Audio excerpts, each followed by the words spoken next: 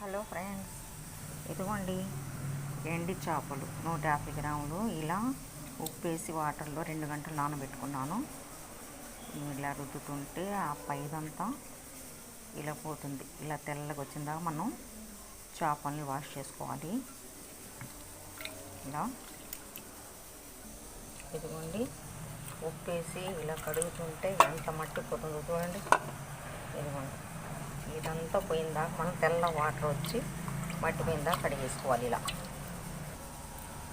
ఉప్పేసి 2 గంటలు నానబెట్టుకోవటం వల్ల ఎందుకంటే చూడు నుండి మట్టి ఎంత చక్కగా పోయింది. ఆ తర్వాత కొద్ది నిమ్మకాయతో కూడా మనం వాష్ చేసుకుంటే ఇంకా ఏదన్నా ఆ పులుపుకి చేపల్లో ఉన్న మట్టి కానీ ఏదన్నా పాచి కానీ వాటర్ ఉంటుంది కదా, అవన్నీ ఇంకొద్దిగా ఎంత చక్కగా ఫ్రెష్ అయిపోతాయి ముక్కలు. ఇదిగోండి ఇప్పటికీ అయిపోయినాయి, ఇంకొద్దిగా మంచిగా వాష్ అవుతాయి. ఇదిగోండి నిమ్మకాయ చెక్క కూడా కొద్దిగా 5-6 డ్రాపులు నిమ్మకాయ డ్రాపులు వేసుకొని ఇలా తీసుకుంటే ఆ ఫిష్ మీద ఉన్న మట్టి మలినం పాచి ఏమన్నా ఉన్నా కూడా పోతాయి ఫ్రెండ్స్. ఇలా మనం చేప మంచిగా వాష్ చేసుకుంటే అసలు చేప కూర చాలా టేస్టీగా స్పైసీగా కారంగా చక్కగా ఉంటుంది. నోటికి చాలా టేస్ట్ అనిపిస్తుంది. ఇదిగోండి 3 ఉల్లిగడ్డలు, 100 గ్రాములు పచ్చిమిరపకాయలు, తగినంత ఉప్పు, తగినంత పసుపు, 1/2 కేజీ పండు టమాటాలు నాటి వస్తున్నాయి కదా, ఇలా వీటికి సరిపోతాయి. ఇదిగోండి ఫ్రెండ్స్ కడిగి పెట్టుకున్న తాటి చేప అంటారు వీటికి. ఇదిగోండి ఇలా గిన్నెలో వేసేసుకోవాలి. ముక్కలు వేసేసుకొని ఒక టీ గ్లాస్ మెజర్మెంట్ ఆయిల్, గ్లాస్తో ఒక టీ గ్లాస్ ఆయిల్, ఆ తర్వాత తగినంత ఉప్పు, ఆ తర్వాత టమాటా ఉల్లిగడ్డ కట్ చేసిన ముక్కలు ఇవి ఇలా వేసేసుకోవాలి.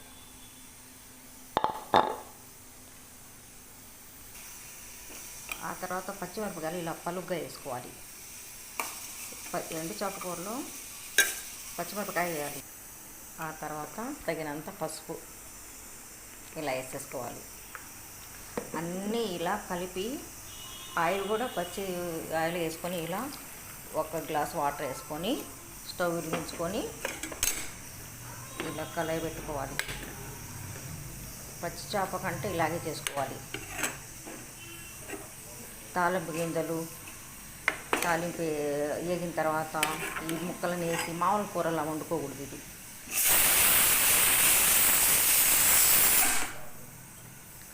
దీని టేస్ట్ పోతుంది ఫ్రెండ్స్.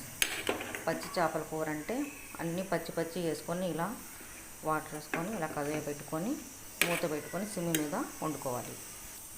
ఇదిగోండి ఇలా వేసుకొని మూత పెట్టి చేపల కూరకి మనం ఎండు చేపలు వండే విధానం కన్నా చేప కడిగే విధానం ముఖ్యం. ఎందుకంటే అది సముద్రంలో ఉండే చేప కాబట్టి దానికి ఏవేవో మలినాలు అంటుతాయి. అందుకోసమని చేప శుభ్రంగా కడుక్కుంటే ఎండు చేపల కూర కారంగా బాగా కారంగా కొద్దిగా పచ్చికారం వేసుకోవాలి. ఎండు కారం వేసుకోకూడదు. దీనిలో కారంగా నోటికి టేస్టీగా ఎంత చక్కగా ఉంటుంది ఫ్రెండ్స్. ఇలా చేసుకుంటే ఎండు చేపల కూర మీరు ఎప్పుడు తింటారు. ఇదిగోండి దగ్గర పడుతుంది. ఇదిగోండి నురుగు వస్తుంది. నురుగు అయిపోయిన తర్వాత ఆగిపోతూ ఉంటుంది. నురుగు ఆగిపోతూ ఉంటుంది, ఆయిల్ పైకి తేలుతుంటుంది. అప్పుడు మనం